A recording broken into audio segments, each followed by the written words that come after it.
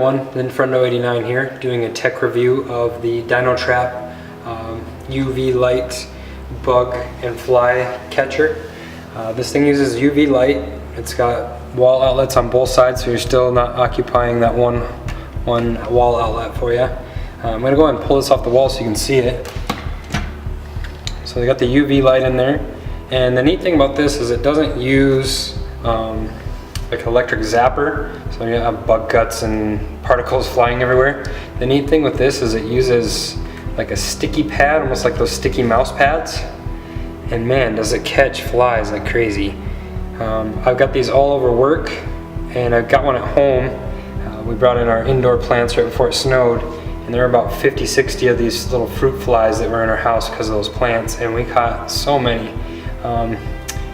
I do recommend buying this because it doesn't make such a mess. It's really easy to use. It doesn't take a lot of energy to run the UV light. One thing I'm going to recommend is you replace your sticky pad every once in a while, because over time it won't be as sticky as it was. I'm going to try to get a zoomed in view of how many bugs are actually on this. Bear with me.